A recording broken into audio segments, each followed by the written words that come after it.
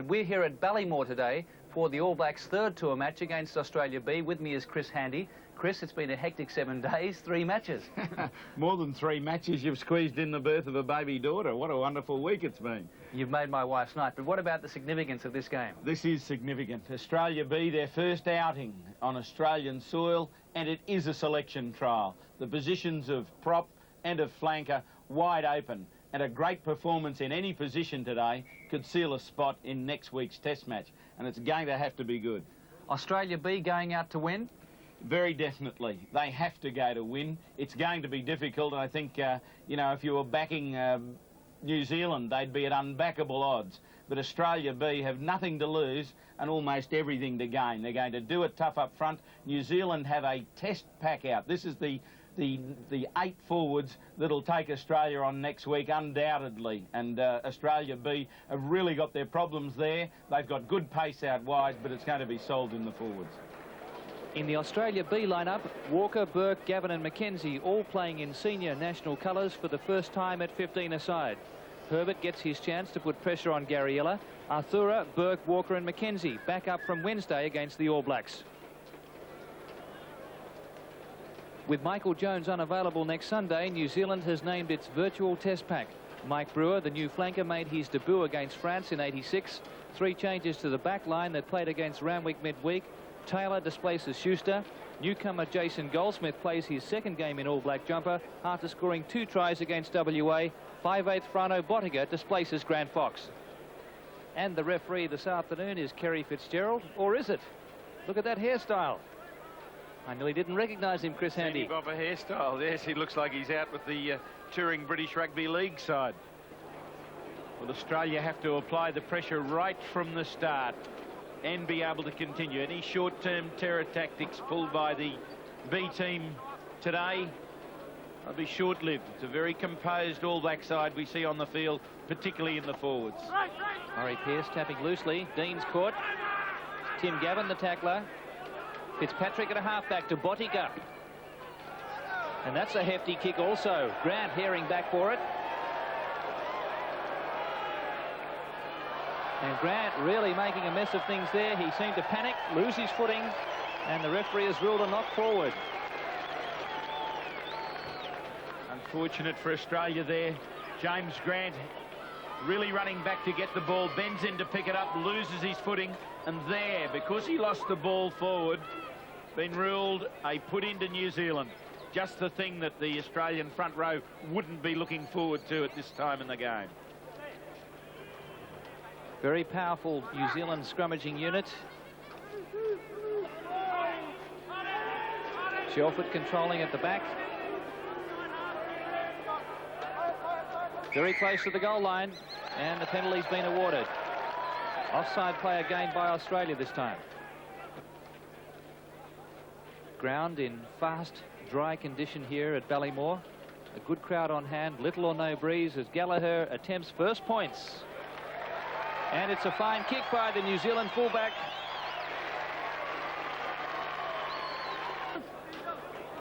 Bottiga.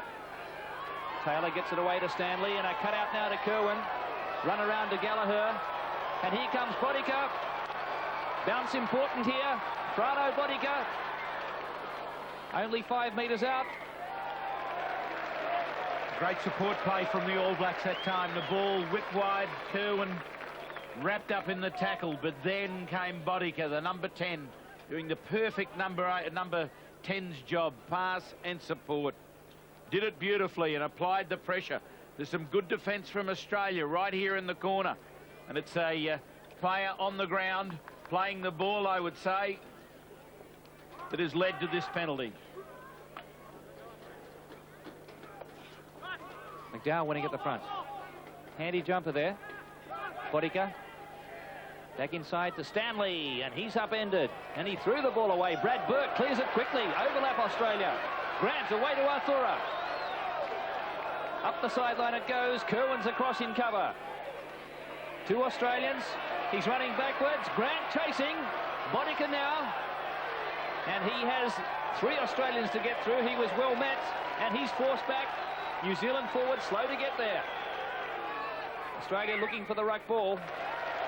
Great play that time, James Grant. Didn't assume that John Kerwin would simply return the kick from inside his 22, and he kept the pressure on. Australia with height at the back here. Won by Gavin. Tap back loosely, though. Burke to James. Stephen James up the touchline. He wants the bounce and gets it. And Arthur very quick to anticipate any quick line-out throw. Great sweeping from the front of the line-out by Mark Hartill, number 1. You'll see him just coming back into picture.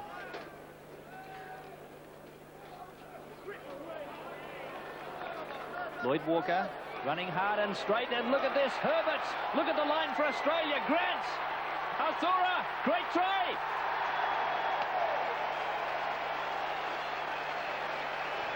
The crowd at Ballymore have just come alive. They've seen that ball won against all odds and shifted with skill and with pace along the back line. Lloyd Walker doing great work in holding up the pass. Look at it here. The ball comes. Up comes James in the transfer. Beautiful hands. And Lloyd Walker, one of Australia's most underrated inside backs. Anthony Herbert knew that he had people outside. And there from the far wing, Athura. And as he dives, goes low and over. Great try. Great jump there from Peter Fitzsimon. But look at the efficiency of the back line here. Nice transfer from James. And Lloyd Walker, he's the one that's running straight that's given them all the trouble. He did against Randwick last Wednesday night. And the ball from Herbert over the top. And Athura knew only one way to go, low and hard. Sean Fitzpatrick taking plenty of time with this throw. Just 18 metres out. Wet and sweeping. Gavin tries to spoil. Through the legs it comes. Bodica, Taylor. Cut out pass, and here's Gallagher with Kerwin outside. Gallagher went too far. Now they score it. John Kerwin.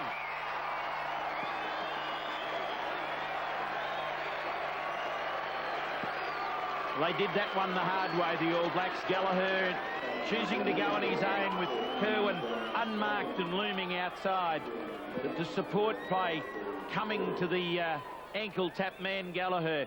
Beautiful transfer by Stanley. And Gallagher chooses to go in, and that pass on the outside that Kerwin would certainly have beaten Athura. But here, that great play by Mike Brewer. Picking up Kerwin for the try. Just watch it again. Works in beautifully, this ball. Stanley, the dummy run from the far wing, and Gallagher just hesitates for a moment and takes it up tough. Lays it back, and there we have him. Brewer, always in support and over. Fitzpatrick, 5 metres from the goal line. Fitzsimons couldn't take it. Cut out down to Stanley. Gallagher, Grant the tackler. Now it's Taylor, Bodica, beautiful hands New Zealand. They sweep it again open side. There's an overlap and Shelford's on the wing. Out in front of the goalposts. Back it comes for New Zealand. Stanley, Bodica's coming round to support Gallagher. And now it's the left winger going for the line. Jason Goldsmith wrapped up by Arthura. Australia have it. And Martin reefing the ball back into touch, but the referee says no advantage. We'll have the penalty. Great defence by Australia that time. That was full and wholehearted commitment.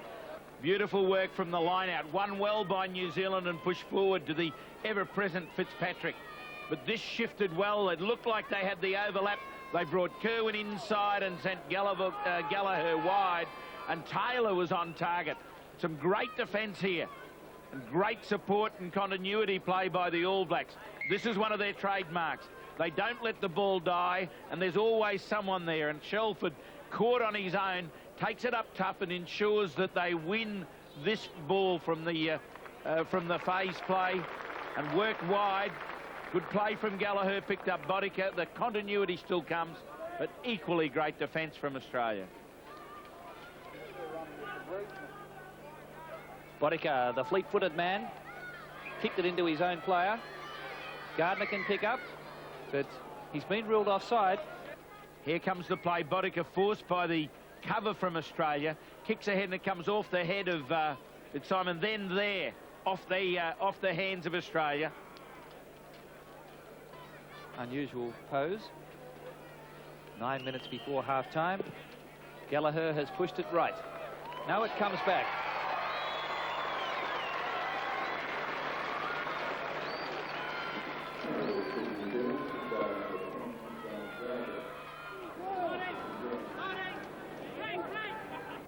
Good line here for New Zealand.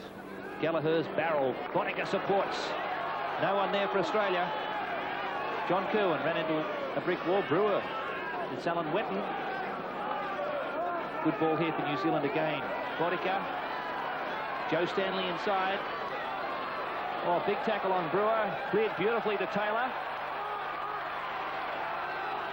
New Zealand steaming onto the ball but not controlling. A fantastic defence by Australia, man on man, committed, taking the All Blacks not only out of play but also to ground where the ball has to be given up. This is inspiring stuff from the green and golds. On the short side of this is a prop. Number 1, Mark Hartill. Here he is, and he makes a tackle coming back inside. There, the big number 1, and down goes Smokin' Joe Stanley. And again, Martin steps up into the breach and nails a black jumper. And still the green and golds come as the All Blacks attempt to work it wide. And the ball going loose, they finally force the error. And green and gold jerseys all over the place.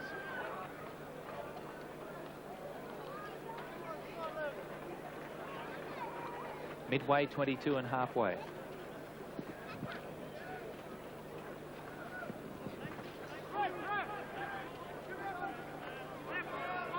Brewer does well. Stanley. Walker tackles low.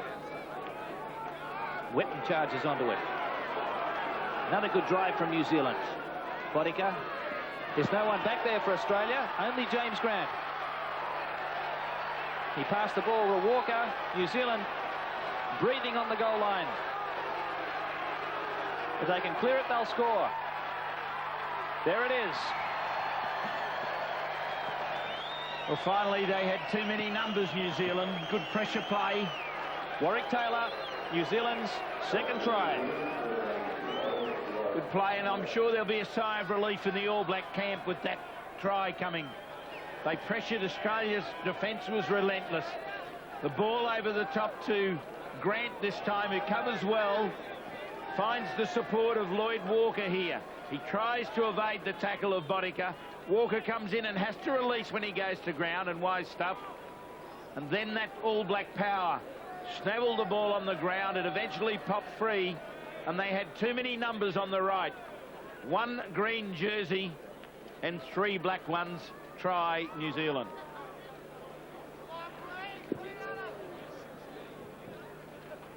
New Zealand go 10 points clear. And John Gallagher makes it 12. Sneaking inside the left-hand upright.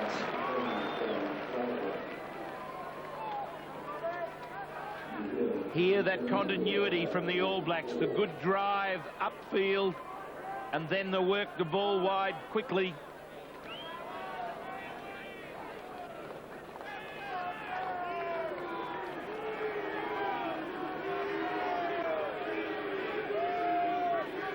So there's the big man from Waikato, Richard Lowe, taking his place at number 3 in New Zealand's lineup. He's wearing jersey number 3.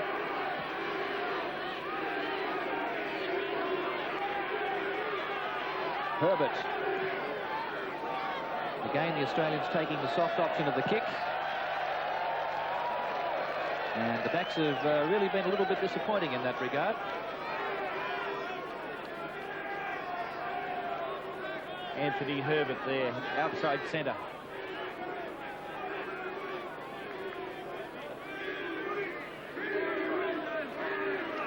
Peter Fitzsimons has done well for Australia, jumping at number 2. And so has Michael Brewer at the back. Good ball here for New Zealand. Boddicker goes himself. They were waiting. New Zealand has the momentum here. Fox Quick hands. Goldsmith, he's there. He beat the tackle of Arthura, in and out, and New Zealand score their third try. Clever transfer from New Zealand. Simply the pass beating the man each time. It was a perfectly timed pass, and they found the waiting, eager hands of the 18-year-old debutant, Jason Goldsmith, here wide. Beautiful hands there wide. He stood Arthura up, went wide as a good winger should, and nobody was going to touch him from there. The delighted young debutant. Yes, well, the Australia B side only have themselves to blame there because they kicked the ball out of the full. Threw away good possession.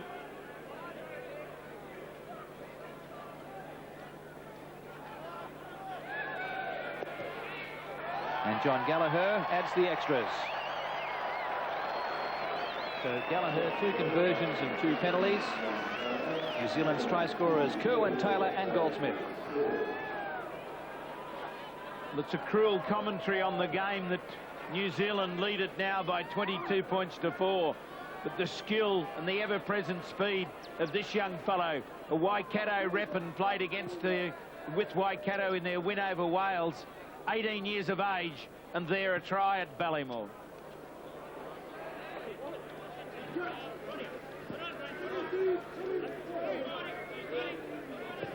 Gallagher standing right. This is Fox. Kick ahead for Goldsmith, looking for his second try. Arthura back there this time. 5 metres out.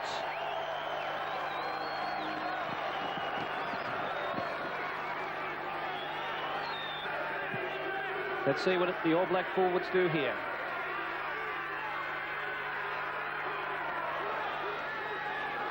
Good rucking by McDowell. Low.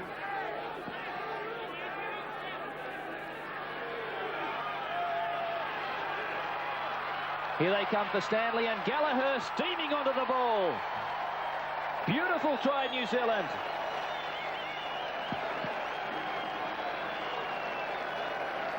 Hitting the ball at pace, and Australia B having no answers out wide. Good try from New Zealand, using John Kerwin as the dummy. Coming back inside. Watch it from here, and Gallagher, it looked as though it was going to stall as Kerwin came there instead, but Stanley it was that picked up Gallagher on the burst, and it was all over bar the shouting. Grant staying with his man on the wing as he should, and Martin not able to pick up the extra man. It's good pressure from Australia in this line-out situation, but there the rucking of McDowell freed the ball and allowed the All Black backs to start now. And Gallagher was already flying when this ball came free. It nearly halted there with Kerwin. But he picked up Gallagher, just speared wide, and no one touched him. John Gallagher again steers it through over the red dot. 16 points now for him, and a 24-point lead. Keep it up on the right. He's coming back. Walker again to James. Lovely hands. It has to be a try. He couldn't get it out. Martin couldn't handle. Arthura would have been over for his second.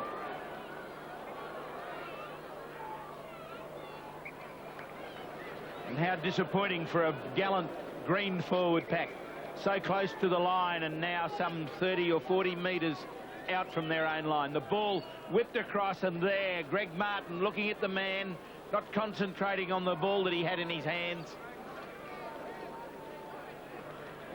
And with only a minute or so of the game to go, Australian selectors have probably solved their problem. For the test next Saturday, Mark Hartill in the front row has performed strongly enough to be given the opportunity there again. Mark McBain basically at hooker to lay down Mazaire. He should be chosen over Tommy Lawton.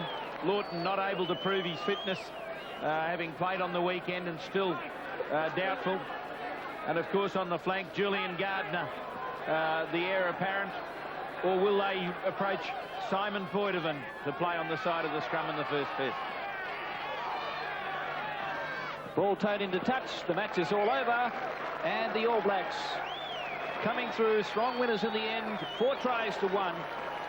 28 points to 4 over a gutsy Australia B side this afternoon.